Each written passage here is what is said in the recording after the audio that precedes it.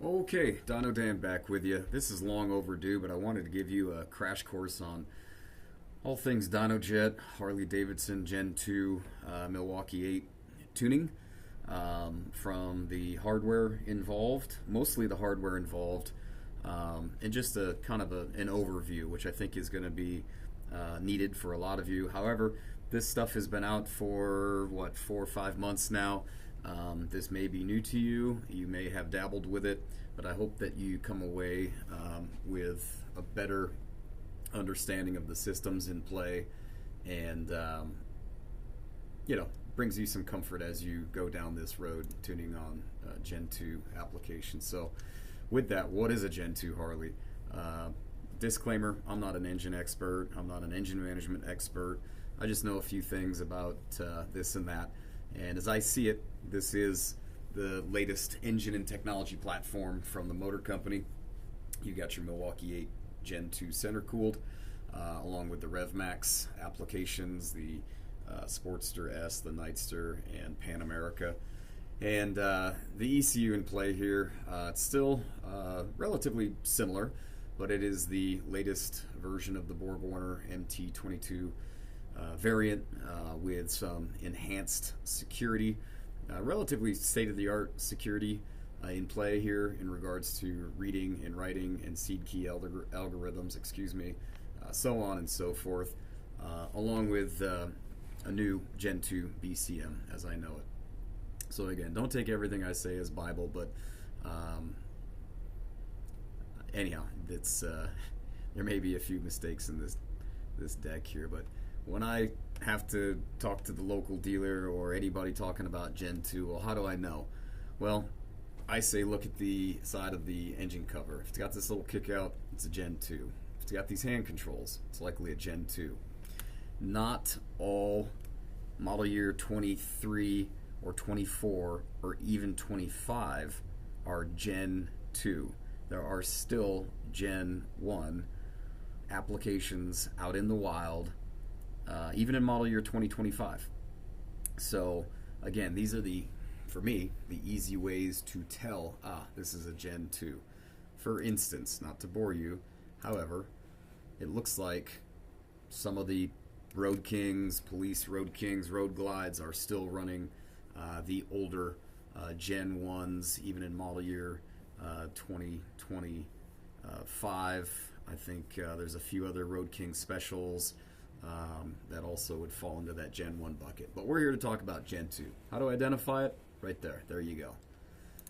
Okay, keep moving on. So, models and ECU software levels. So I do have a wonderful resource that I use almost every day to keep things straight when people ask me for help.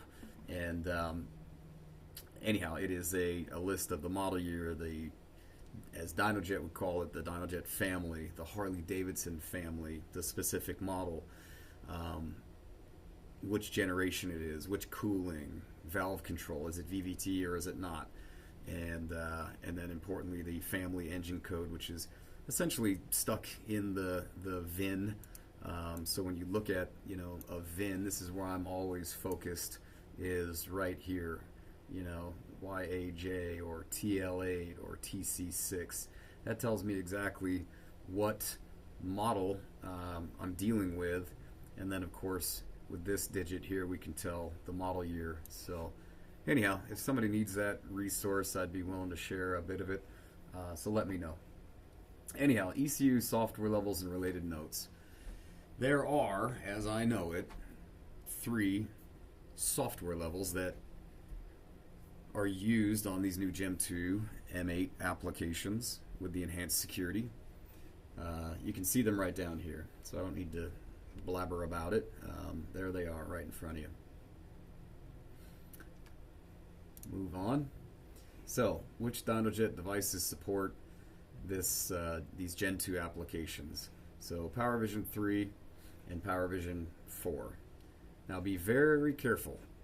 This Power Vision 4 is the very earliest one that Dynojet offered. It is a captive cable. Throw it in the garbage, as far as I'm concerned, unless you're happy with it on one of your older model bikes. It doesn't do a lot of things. It doesn't connect to the dyno. It doesn't allow you to use auto tune. so on and so forth. What you're looking for is this guy where the cable does disconnect in between the 2 points. If this is not an 8-pin cable, it's also not compatible with Gen 2 applications. So again, be very careful. This easy breezy, you can tell it's captive cable. It's not going to work. There was a variant of the Power Vision 4 with a Deutsch connector that adapted out to this Euro 5 connector. That is not compliant. This Molex style 8-pin connector and this overmold, that's your tattletale. This device is compliant. Now you can just simply buy the right part number off the shelf and we'll pass those along to you. However, if you have an older device, they can be updated to support Gen 2. I want to make that clear. Software support, of course, PowerCore, C3, tuning editor, WinPep 8, data analysis, WinPep 8 Dyno control. There is built-in AutoTune Pro functionality in the form of a TuneLab script, which runs in TuneLab, which exists in PowerCore software suite, for those that didn't know that. Okay, keep rolling. 2 devices, 1 software solution. We talked about the 2 devices. What's the software? So, again, PowerCore is the software device. You can, once again, use an existing PV3 or 4. However, you will need to enable Gen 2 support. Now, you're going to hear a lot of different terms used from not only Dynojet, but other people in the enthusiast space and user forums. You'll hear Jarvis. You'll hear Gen 2 Milwaukee 8. You'll hear Group 26, at least in the ecosystem of Dynojet tools. So, long story short, is we're trying to keep this simple here as I speak to you. Gen 2 Harley-Davidsons, you can update your old PV3-4 to become Gen 2 compliant. It's 10 universal tokens. Legacy tokens will not work. They have to be universal tokens. PV4, just use the app. It's easy. A lot of people might be afraid of the app, but it sure does make it nice to click the button and get it done. PV3, a little bit more of a journey. Number 1, update the dang firmware. Number 2, go to the customer portal on dynojet.com. Top right-hand corner, log in. Over on the left-hand side of the screen, you'll see universal tokens. In there, you'll see device solutions. You'll upload the pvinfo.txt and download to the device and save a Harley-Davidson G26 support file. There's that G26 or Group 26 that I mentioned a moment ago. And just save that to the drive. Save it on the drive, not in the folder that's on the drive. When I say drive, PV3, when plugged into your computer, acts as a USB thumb drive. Okay? So this is what it looks like when you see it on your screen right here, this 10 tokens. You're going to buy it. It's going to ask you to download it. Okay. Flash process. This is where it is a different animal compared to everything you know about tuning Harley-Davidson applications. So, Power Vision 3, by far the worst of the 2. Power Vision 4, easy. Power Vision 3, a few more steps. Number 1, you must update the firmware. Number 1. Number 2, you do have to go plug in the Power Vision 3 to the bike, turn the engine run switch into the run position. What that does, don't start it, what that does is it regenerates or creates a pvinfo.txt file. Now you've got it, sitting there resident on the PV3. Now you're going to go back to the main part of the website, not the customer portal, but the main side of the website, and where you would normally upload your pvinfo file to get available tune files. You're going to take it to the tune section of Dynojet's website, as mentioned. And when you upload it, you're going to be presented with a few things that are presented to you. And this is where it's interesting. So don't get hung up on the tune files. Of course, in the end, we want to flash this thing with a tune. I get it. However, you are going to need a PV3 feature and this is not the right name of the file currently. This is the key. This is the unique key for that exact ECU that will unlock it and allow the PV3 to interface with the ECU to get into the contents of said ECU. So two things that are very, very important here with the Power Vision 3. Get this key file, number one. Number two, you're going to get the OS, this is also incorrect, it'll say OS underscore install dot STK. So those are the two pieces you want. You will not get a stock file. So anyhow, I'll need to update a few of these things. But long story short is two things. Get the key file and get the OS install STK file. If there's an available tune there that suits you, then go ahead and download that as well. Once you download those, you'll save them to your Power Vision 3 device once it's mounted again to your computer. Power Vision 4, easy breezy. It's all done on your phone. No need to go, go to the bike, go back to the internet, download from the internet to a local drive, then drop them over to the PV3 just to get the PV3 ready to go. PV4, you're already attached to the bike. The app doesn't work unless the PV4 is plugged into the bike, and then everything's at your fingertips. So this is a pretty important piece as well, and just trust me when I say during the initial process, do yourself a favor, ignore the SAE connector hanging off the side of the bike. It is managed by the BCM. It will cut power at the worst possible time. Quick, easy hack is to go straight down to the starter, hook up your battery charger, positive lead, find a good ground, boom, you've got good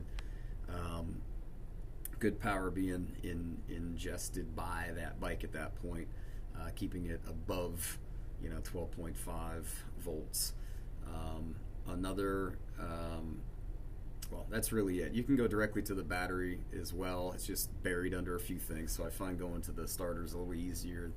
So once you do that, right, you fire up the PV3 or PV4, either one. You need this battery tender connected at least on this first round. And what happens in the first round? This OS underscore install dot STK, again not named correctly here, will be flashed to the ECU, which essentially prepares that ECU.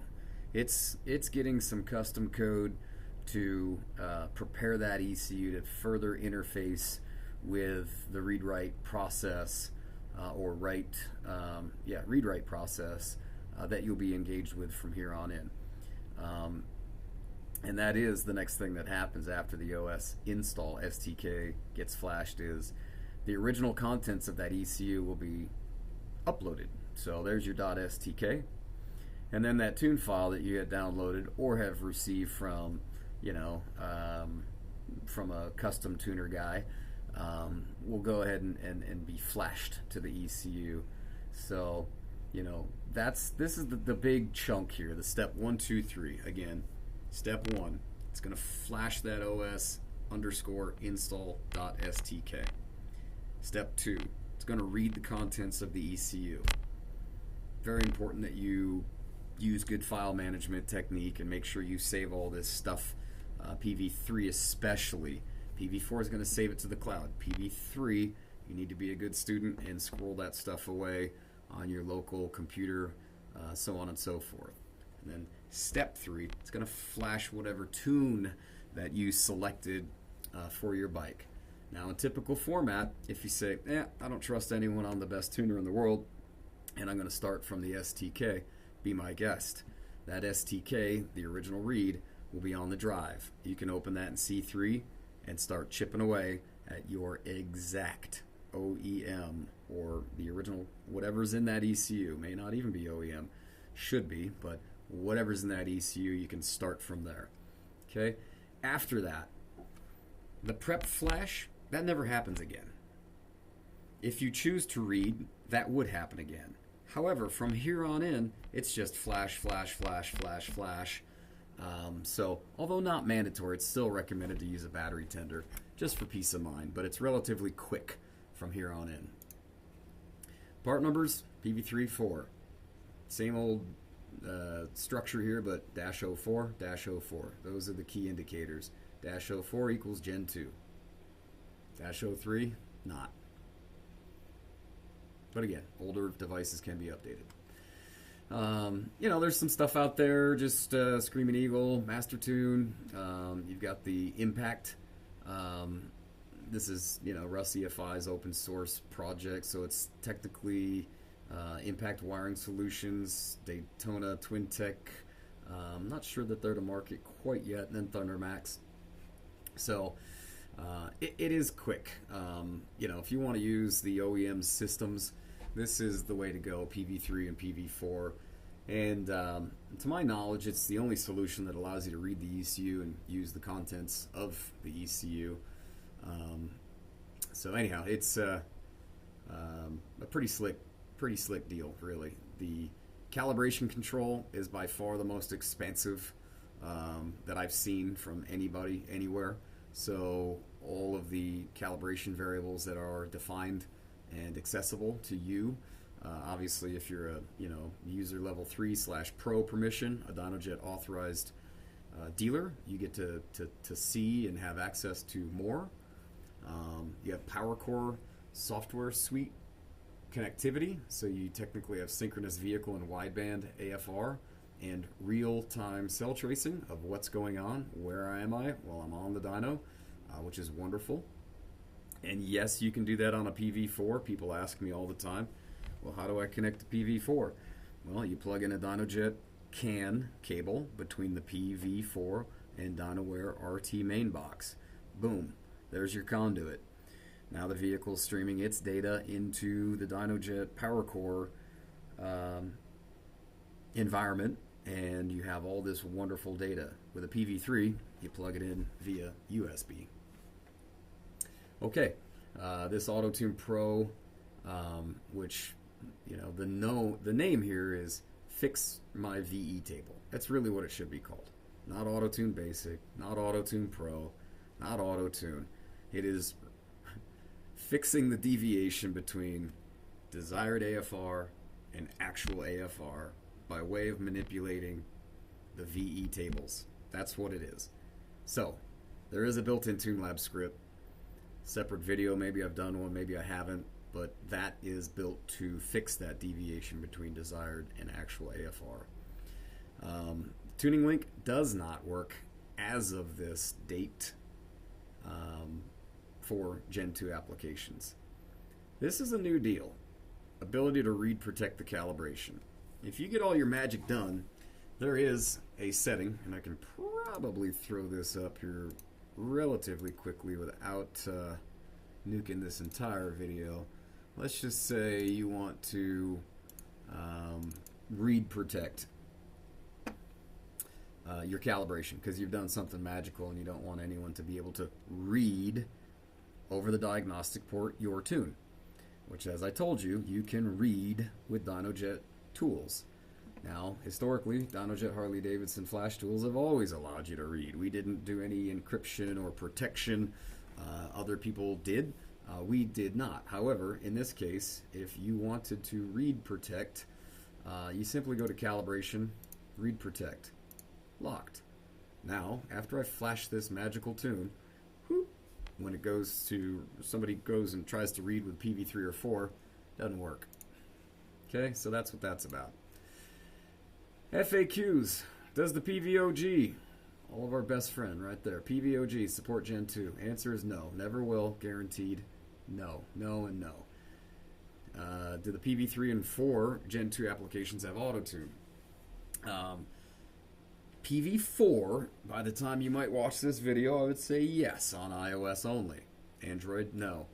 PV3 will then be forthcoming likely in the first of the year. Call it somewhere out in 26.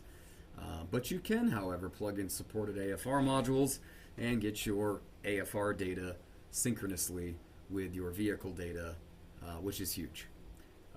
Tuning Link, No, doesn't work on Gen 2 applications. But again, this is your next best bet, AutoTune Pro TuneLab script. If you haven't seen that, touched it, dealt with it, it's fairly well automated and works quite well.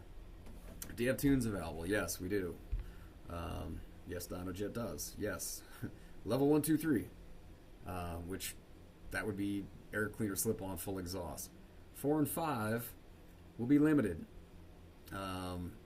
And it's still not available technically from the support area on Dynojet.com. I don't believe the Dynojet support team is doling these out at this time.